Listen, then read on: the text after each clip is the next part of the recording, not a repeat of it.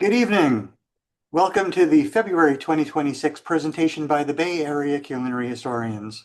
Tonight, we are pleased to have Rick Rodgers join us to speak on Kaffeehaus, how Viennese coffee culture changed global baking forever. Rick Rodgers is an internationally acclaimed cookbook author, culinary instructor, and food writer who has worked on scores of cookbooks in his career. He has collaborated with some of the most recognized names in business, arts, social media, and foods, and the food worlds, including Napa's Model Bakery, pop legend Frankie Avalon, TikTok star Owen Han, and a dozen titles for Williams-Sonoma. He holds IACP and Gourmand Cookbooks Awards, and Bon Appetit cited him as one of the world's outstanding culinary teachers. So please join us in welcoming Rick Rodgers. Thank you. So we're starting with this picture of a display case in a typical Viennese bakery, because unless you're really experienced, there's most of this stuff is stuff that I don't think that you're even going to recognize. Like, for example, here with the almonds sticking out, that's called Rerruchen. And it's supposed to resemble a rolled up pork loin that has been larded with pork fat. And then you have these kind of round cupcakes next to them, and they're called Indiana crop, and we'll be talking about them, about what all that means, the Indiana pieces. But anyway, what I'm saying is just as like, you're not going to see any chocolate chip cookies or any tiramisu in this in this um, in this display case, because it's all very.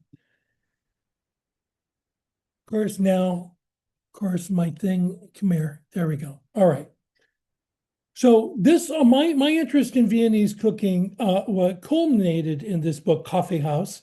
But actually, my family is from Liechtenstein, which was part of the Austro-Hungarian Empire. And so I grew up eating these incredible cakes. And I thought that everybody just came from a family where they had homemade cakes and where everything was just this perfectly baked dessert. But when you talk about Austro-Hungarian desserts, you have to talk about the region itself. And for those of us who may not be perfect in European history, it's a very big subject. I mean, literally, it's a lot of space to cover.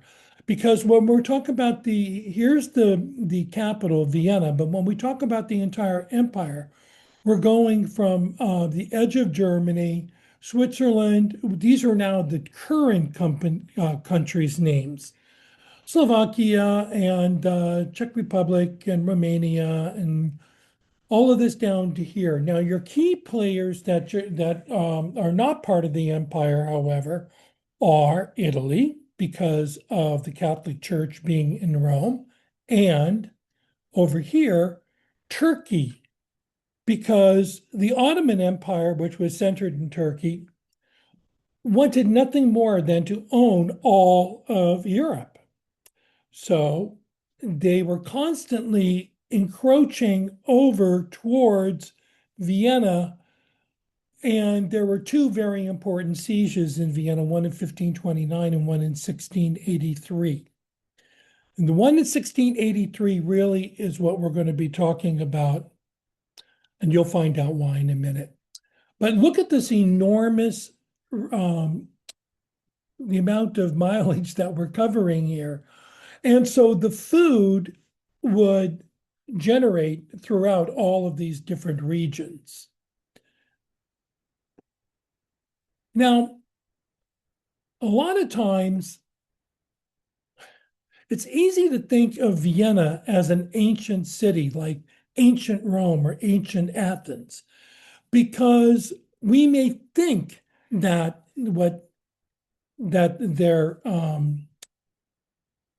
we may think that they are not influential anymore, but that's not true. I mean, this picture that I've chosen, Klimt's The Kiss, is one of the most recognizable pieces of art in the world. So, just as a quick overview, I just want to talk about these guys. Um, for example, here, these are all people that were born men in this particular case, that were born in Vienna, came to America, and ended up influencing all of American culture. So let's start with some architecture. The architect Richard Neutra, who centered himself in Hollywood. Most of these people went to Hollywood because of the film industry. There were so many creative Austrians already in the film industry, so it was easier to get your passport, through them. He is responsible for what I consider like the ultimate California style house, with lots of windows, floor to ceiling windows, bringing the outside in. And if you were to look further inside of this house, you would see, like fireplaces that are going to fill up an entire wall.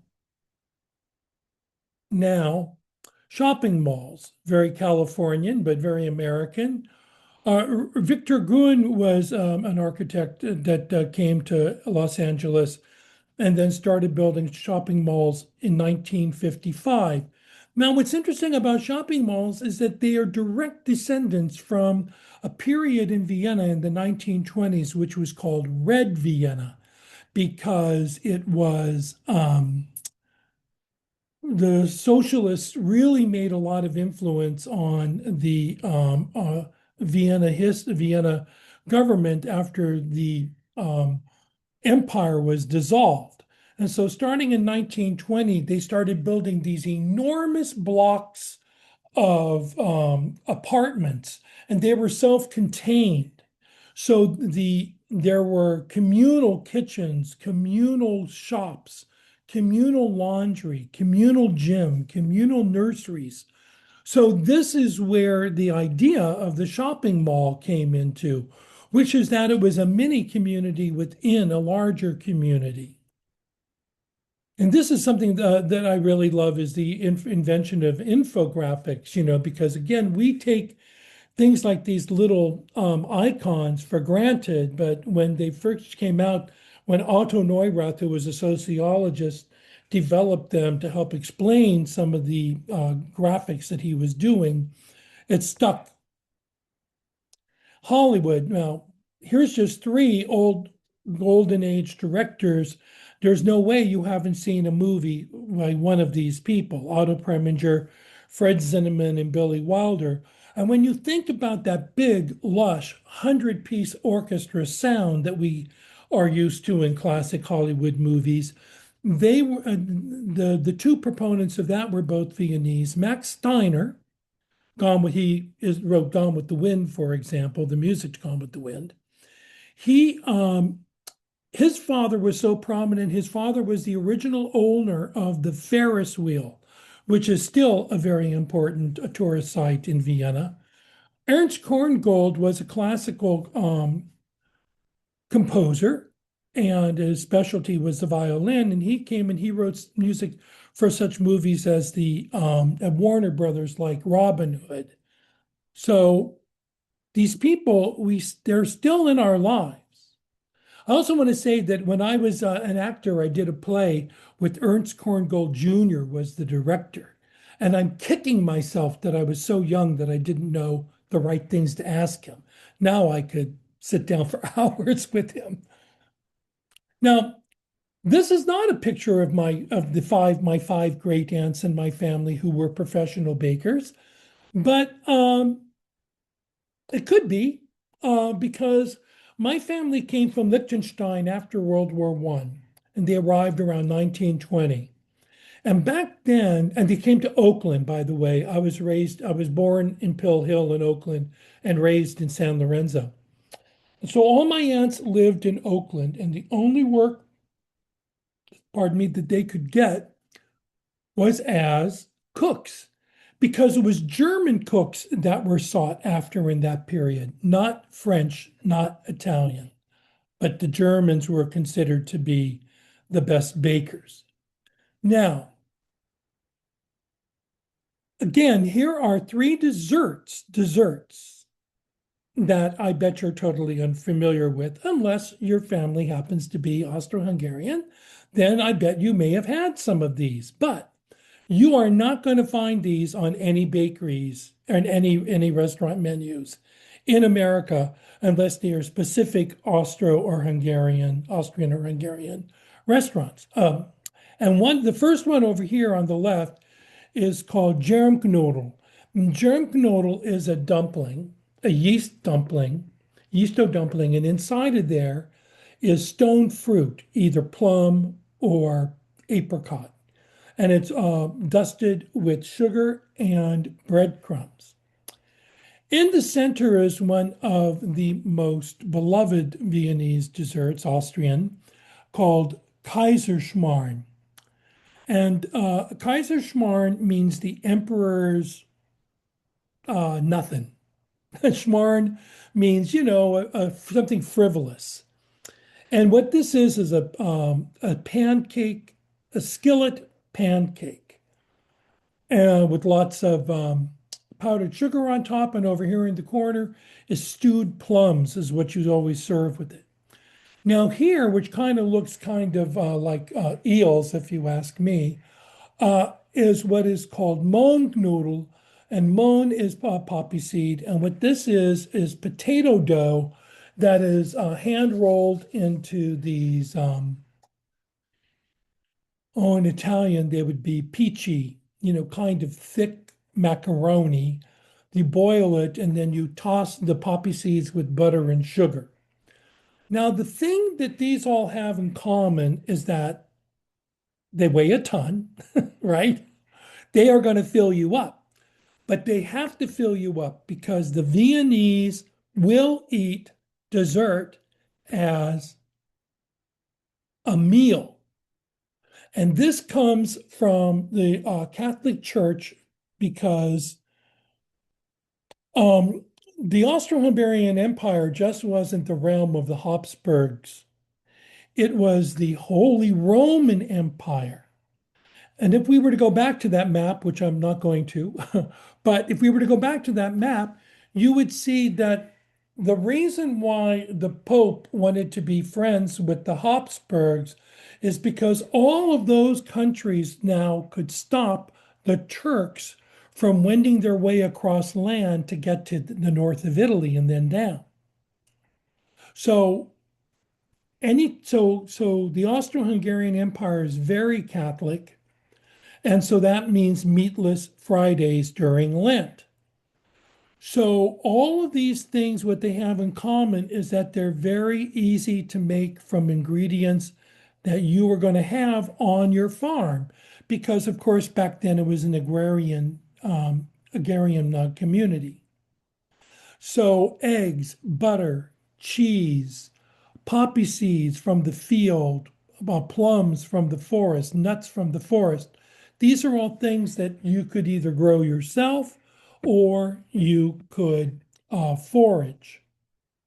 So here again, let's talk about some of these very, very unique ingredients that you may find. You're going to find. I'm not saying you're not going to find breadcrumbs in an Italian dessert. It's just you're not going to find it over and over again as a key player. So like breadcrumbs, of course, bread was one of the things you had to buy, so it was expensive, so you never let it go to waste.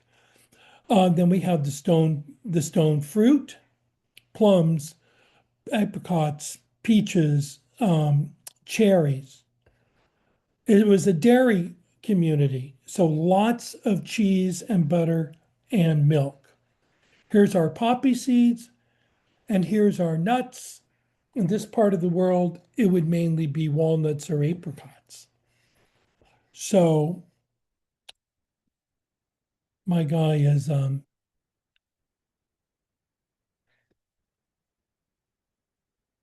we go.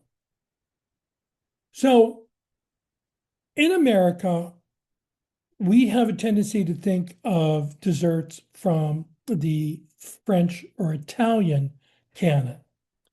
But there's very big differences between the Austro-Hungarian ones and um, and the French and Italian ones. For example, Austro-Hungarian desserts do not rely so heavily on icing and syrup, mainly because there's a little bit of butter in the main batter for Austro-Hungarian desserts. In French desserts, you pretty much have your choice of either genoise, which is a sponge cake, which is dry enough that you have to moisten it with syrup or liqueur.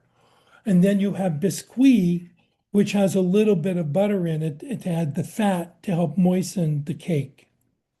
So it's the latter is what you're going to find the most in Austria. And so therefore you're not going to use syrup so much. Then I just was talking about the influence of Catholic and some Jewish dietary laws as influences the desserts. And then you're going to see a lot of dairy. Now, Topfen is what we would call quark, kind of a cross between yogurt and farmer's cheese. Also, you're going to hear the term Mitschlag or Mitschlagobers. If you're in Germany, they say Mitschlag. If you're in Austria, they say Mitschlagobers. Just like there's different words for like potatoes and tomatoes and other in the two countries. Now, another interesting thing is that a lot of these desserts are going to have names of uh, battles from history, people, places, Panama, Malakoff, Zocher, Dobosh is a person, Indianer was a magician, Linz is a town, Bad Ischl, Ischler Torten are is cookies. Maria Torresella is a hot coffee with a shot of brandy and a lot of whipped cream on top. Also, they love flavors, layers, as you're going to be seeing right here. But first, let me show you this Malakoff tort. Malakoff named for the Battle of Malakoff in the 1850s, part of a Russian campaign. This is called the Panama tort. This is chocolate and almond. This does have ganache icing on it. But by 1915, it shows how much the trends had changed. See, no icing 75 years before. Now, because of the influence of French and Italian food coming across borders because of trains and planes, now you're getting some ganache. Now, here's the Linzer tort. Now, the Linzer tort is one of the oldest written desserts. And it has that lattice on the top. It has some kind of a fruit preserve filling. The most popular is black currant jam. Now, the Indian magician was a guy who was very popular in the 1840s, and they invented this cupcake. This is a round cupcake that has whipped cream in the middle, and then the top of the sphere is glazed in chocolate. This layered guy over here in the left-hand corner is called a gerbeau. The gerbeau was a Frenchman who came to Budapest and made his success in the sweets confectionery business there. It is still probably the most popular cookie in Hungary. Now, the Rigo Jansi was a violinist, a Hungarian violinist, who led a very scandalous life. Had an affair with an American woman who happened to be a princess. And anyway, he was always in hot water and very much a bad boy. And he got this luscious chocolate mousse cake named after him. And then over here, you'll probably recognize this as the Dobosh tort. Now, Joseph Dobosh was a guy, a Hungarian, a Hungarian who was a master pastry chef. And he invented this cake for the visit of the emperor and the empress to come to some Budapest exposition. And it's a 6-layer cake with a 7th layer of the caramel crown on top. But its real claim to fame was that he used a lot of chocolate buttercream to hold it together. And this is the recipe that started making chocolate buttercream popular in the empire. But what's funny about this cake is that it's gone around the world in these very odd um, reiterations. People will go to Europe and they'll see this thing on the left, and come on, even if you're a regular pastry chef, how are you going to make that when you get home? So what they do is that they took the name and then they made up what they thought they remembered. And so the dobosh cake is from Hawaii, and it's basically a really nice moist chocolate cake with lots of chocolate icing. And this is also called a dobosh, even though it's written as doberge. And this is a cake from New Orleans that is something that you eat along with king cake before Lent starts. And this is a chocolate one, but and vanilla and chocolate one. And it also comes in a lot of flavors, but lemon is popular. Now, another name that you're going to come across a lot in Europe is Franz Sacher.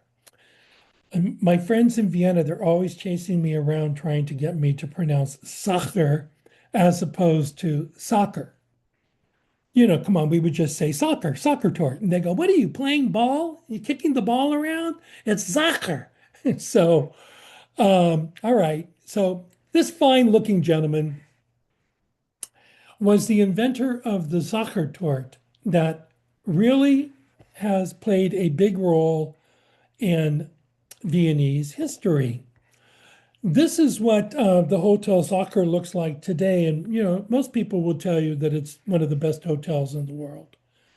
But it's not very imposing. I'll tell you, it's really beautiful inside, but it's a small hotel.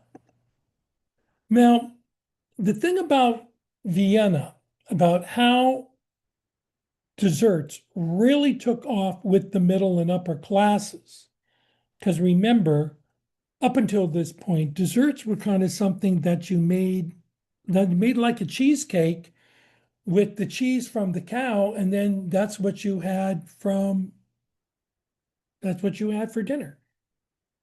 So, but in 1815, the Congress of Vienna was called in order to divvy up the spoils of the Napoleonic Wars.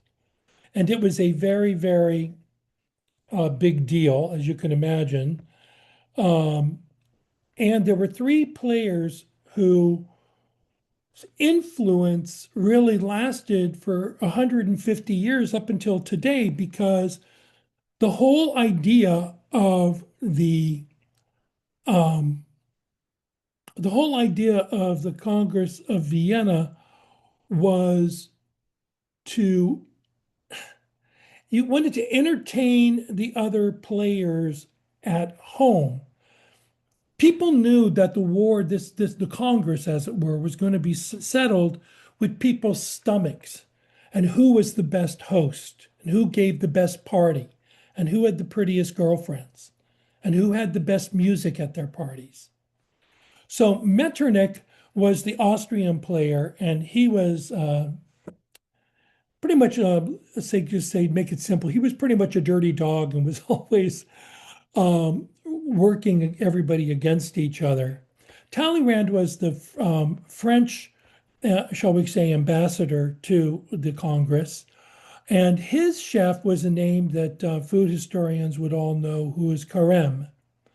And that was his chef in his palace that he brought with him to Vienna.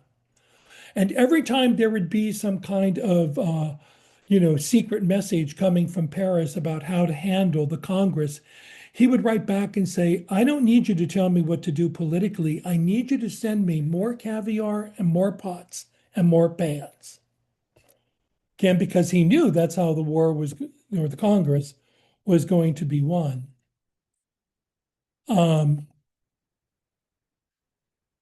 Now, this is something else that we would never consider, but was one of the reasons why the soccer tort really took off is that feminine, what happened to my quotation marks here? Feminine versus masculine desserts. So if you look on the left, this is the kind of dessert that ladies who were having the equivalent of tea, which is called a yauza, or a coffee klatsch. We're all familiar with that term. The coffee klatsch started in the 1830s during the Biedermeier period in Vienna when people wanted to, as I'm saying, the middle class got to be more prevalent. People had more leisure time. People could sit down over a piece of cake and have some coffee and chat.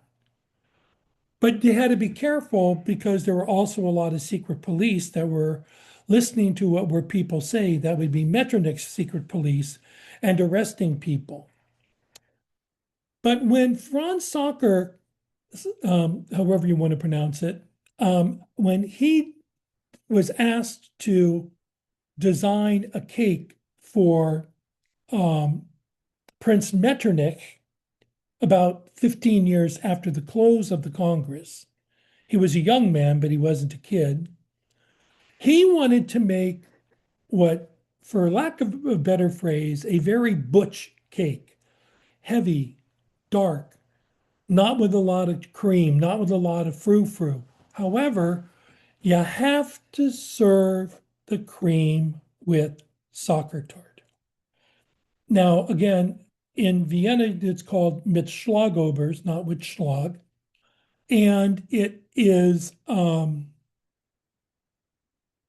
you always take a bite of cream with your bite of cake. If you've ever had soccer tort in Vienna or made the mistake of bringing it home, you're probably going to tell me you didn't like it, it's too dry. But the reason for that is it was designed to be eaten with the cream at the same time. That's worth the cost of admission right there, because that's one of those things that no one ever tells you. So in 1832, Franz Soccer, the reason, back up here. So this is a Google, what do they call those cartoons? You know what I mean, the Google thing.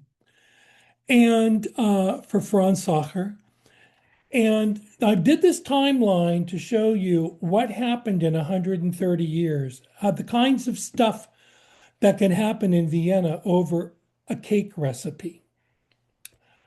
Franz Soccer created the soccer tort. Okay, well, there's a typo I can fix for Metternich. He became so popular that within 14 years, he opened up his own store. His son went to work for the competition, a place called Demo, which is still in operation and one of the most beautiful bakeries in the world. It was his son Edward that opened up the Hotel Soccer. However, after a couple of wars, the Soccer family went bankrupt. They sold the hotel, and they told the Demo it was okay for Demo to use the recipe for soccer tort as long as they named it after the son and not the father, Franz. But they changed their mind, and in 1938, they decided to copyright the recipe for soccer tort. After World War II, everybody is broke, and it is really important for them to make extra money. And one of the ways they could extra money would be to resell to get a patent, as it were, for the soccer tort and make extra money because now you are the one and only original soccer tort. So this went on for 9 years, this lawsuit. And then finally it was the Solomon-like decision was made to that Demo does have to call their cake the Edward soccer tort. But I just think it's just so funny that when you think about this lawsuit went on for 9 years. Now, another thing that's unusual about Viennese desserts is that they have totally different categories. And like we have a tendency to think of like cake, pie, cookies, ice cream. They have much more overreaching categories. And the biggest one is called Mehlspeisen. It's anything that's made with flour and is then baked. And you can have them warm and you can have them cold. And then there's another category which mainly that is considered where sugar is the base. I see a lot of eggs in here too. But these are things like ice cream puddings, mousses, and things like that. These also can be served either hot or cold. And then you have cakes, but there's really two particular kinds, the torten and the kuchen. Now, these are entire cakes. They're usually served cold or at room temperature. But to give you an idea, these are both apple desserts, but the one on the left is an apple tort because you can see how much more refined it is and layered. And then the kuchen would be the grandma version on the left. That would be like what my grandmother would make. Then your final is what's called the Schnitten or the Kropfen, and those are individual pieces. And so what I'm going to show you is the Esterhazy Schnitten, which may remind you of Napoleon, but has many more layers. And the filling is not creme patisserie, it's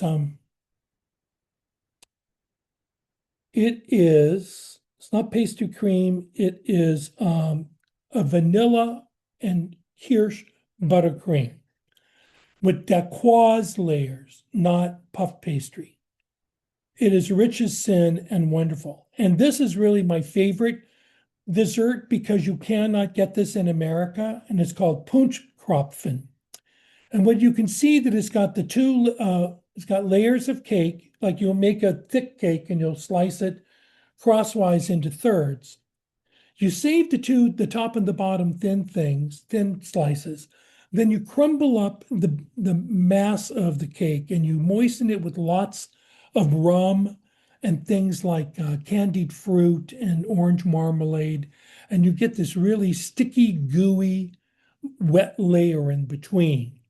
Cut it into squares and you cover it with pink fondant.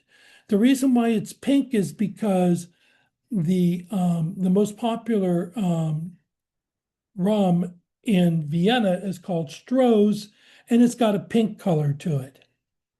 Now this is the time it just the Lenten donuts, Faschingkropfen. Those are individual pieces. Now they come in a bunch of different flavors. Used to be they only came in apricot and plum, but now you can get them in Nutella, champagne, all sorts, lemon. They're delicious. Now, another thing, totally different. We do not have this. A bakery is a bakery, right? No, not in Vienna. A konditorei is where you buy sweets. A bäckerei is where you buy yeast goods. And I had friends that went to Vienna and came back and said, I don't know why you made such a big deal about the Viennese desserts. They were terrible. They were so plain. And it took me about 5 minutes to understand that they kept going to bäckereis and then there's no sweets in a bäckerei. Well, they might have something. So if you have a cafe konditorei, then you can go in and sit down and have coffee and cake. Come here. All right. Now, why do we think of coffee and cake so much together? There's a lot of reasons. Now, the original coffee legend, no, it's a legend, that's for sure. But the original coffee legend goes that in the Middle East, and around Yemen, let's just say the far east of Africa, and going into the Middle East, there was a shepherd, a goat herd, and his goats started being very frisky. And it was because they were eating these red berries. So he decided he was going to give it a try and see what happens. And of course, he got all caffeinated. And that is how supposedly the caffeination qualities in coffee were discovered. Now, this was around 900 AD. But it took a long time for it to develop in a way that it ended up in Yemen, which is where this is where the port of mocha comes from. One of the reasons why we call coffee mocha is because of this port in Yemen. And from Yemen, it went to India, it went to Indonesia, to Java. Then it came over west and it ended up, of course, in Italy and France. Amsterdam did a lot of trade in coffee. And then you can see all of these other places. It's evident how it traveled. Now, this is a painting of the Siege of Vienna, and it's an enormous painting, and it's a mess, with all this violence going on in it. But in 1683 was the second siege of Vienna by the Turks.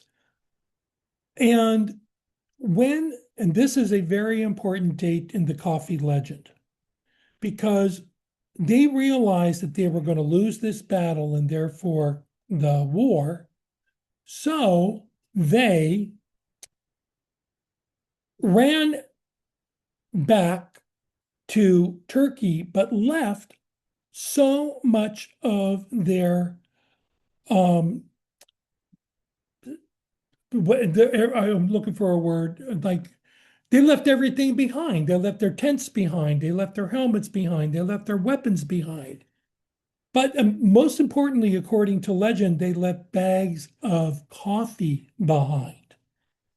Now, they're supposed, and so there were only a few people who knew what was in those bags, because people didn't travel around that much then. So the legend is that the guy in the blue jacket, a guy named Jerzy Kolczynski, he was a Turkish, he worked both sides. He was a spy.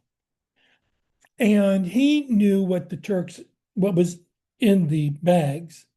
So he was given the right to open up the first coffee house in Vienna, and its name was the Blue Bottle. Another name that, especially in the Bay Area, that you're probably familiar with. Now, as it turns out, this is a legend too, because there's somebody else who got the rights to open up a coffee house 2 years before this painting was supposedly indicates. So, nice story, but let's just say that the Viennese fell in love with coffee, and they made a special place for the coffee to live. Okay. When you go to a coffee house, they pretty much all look the same. Things are changing because young people want something different. But you're going to have a marble topped desk table. Your coffee is going to be served to you individually on a faux silver tray. You're going to get a glass of water. You're not going to ask for it. It's going to come with your spoon. You can't see the sugar shaker, but there's some sugar in there somewhere. And also, this newspaper on the bamboo stick is to remind you that most coffee houses they act as libraries, most of all, where people will go there and hang out for hours. Now, let's take a look at the shape of this coffee house, because it's interesting. You see how it's on a corner and it's in a V.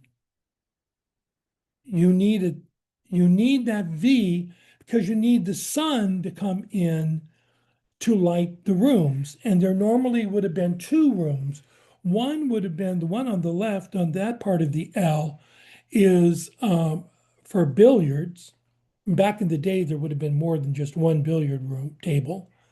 And then the seating for the tables for the coffee and the cakes would have been on the right-hand side. And in the center here, you all between the two, I believe that's the apex of the two arms, you always have the register. And so this is Mr. and Mrs. Staub, one of my favorite cafes, Cafe Spurl, you know, keeping an eye on everything. They can see both rooms. They can collect the money from the waiters. They're doing their jobs. Another thing that we take for granted, but really was huge, was the tonnet chair. Now, the tonnets were from France, but they settled in Germany and ended up in Vienna. So since there is no th sound in German, it's really pronounced tonnet. This is the famous bistro chair number 14. How many times have you sat in a chair like this?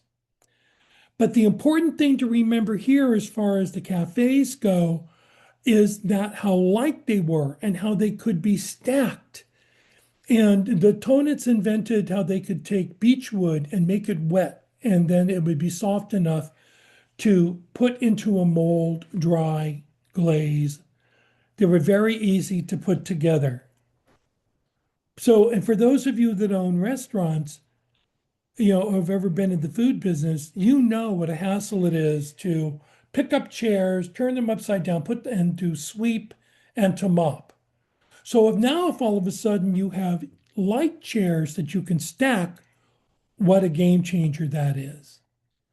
Now, another thing that really influenced how people ate in these Viennese coffee houses were the coffee house regulars, the coffee house wits, people like Freud, the man who wrote the song Bernadette, which was a hit book and a hit movie. Stefan Zweig, we don't know much about him as an individual writer, but his stories influenced the Wes Anderson movie, The Grand Budapest Hotel. And the man who wrote Bambi is a man named Felix Salten, and he wrote children's books when he wasn't writing porn. So, got to have an extra job. Now, this is where the globalization really kicks in. In German farmhouses, you would have a yeast roll called the Kipferl, which is supposed to look like goat horns, and they do. But the Kipferl traveled to France, kept its crescent shape, got a lot of refinement, and ended up as the croissant. The turning point here was this man, August Zang. August Zang was an entrepreneur. He was a millionaire, and he was always looking for new projects. And he felt that Paris needed a Viennese bakery. Now, this is the mausoleum of August Zang today in the central cemetery in Vienna. And the thing I want to point out to you here is that if you can see them, are these little people, the two little men on the side of the crypt. Why little people? Because in order to get into the salt mines that August Zang owned, they would use little people to get into crevices where larger people could not go. Now, when you take a closer look at these, I guarantee you that you will make a connection between these little people and Snow White and the Seven Dwarfs by Disney, because there's a lot of resemblance. I guarantee you that Grumpy and all of them, that they were going to the salt mines. That's where they were whistling to go to work. You want to learn a lot about what's going on, about very much the details of this, the French croissant. I recommend this book. It's only on Amazon by a guy in LA named Jim Chevalier. Now, when I was in Vienna 25 years ago doing research for my book, everybody told me the same story, that it was Marie Antoinette who brought the croissant to Paris. That is not true. It is August Zong in the 1830s, 1835 or so, built Zhang's Boulangerie Viennoise on the Rue de Richelieu. Okay, now, and he brought the Kipferl with them. And he also brought a thing called Vienna bread about 20 years later, which we'll be getting to in a minute. So what he did is he took the yeast Kipferl, he found out about puff pastry in France, put them together, and came up with the croissant. But there's yet another element in there, which is the steam oven, because it's that introduction of steam around the outside of the baked good that is going to help make it crisp. So that's how that evolution happened. Now, there's a lot of people that will tell you, again, the people that were running the baking schools that I was studying at when I was in Vienna, they would tell you that it was invented because the curve of the Kipferl reminded people of the Turkish crescent and you were taking a bite out of your enemy. Here's a picture of Marie Antoinette without a croissant, because look, they wrote down every single thing that she would eat because they were afraid she was going to die. I mean, someone's going to poison her. So they would taste everything. Now, what's important also about this painting is that it's by a woman. You just don't see this very much, but Elizabeth Vigée-Lebrun was one of the court painters of the Versailles court. Now, another thing that very much was important about how all of this food disseminated throughout the world was Copenhagen in 1850. There was a yeast baker strike, and scabs came in from Vienna to run the Danish bakeries. Now, the catch is that they also brought with them this Vienna bread, which looks light and crusty, but you can tell how thin the crust is in Vienna bread. It does not have what's popular today, for example, the heavy sourdough kind of look. Now, this was all from the 1867 Paris Exposition. There was a lot of innovation here with this stupid recipe. It didn't have sourdough in it so therefore the bread was considered sweet instead of sour. People got frustrated with the beer yeast because it was very strong. It really didn't work great in a dough. And so in 1846, the Viennese Baker Guild had a contest for commercial yeast.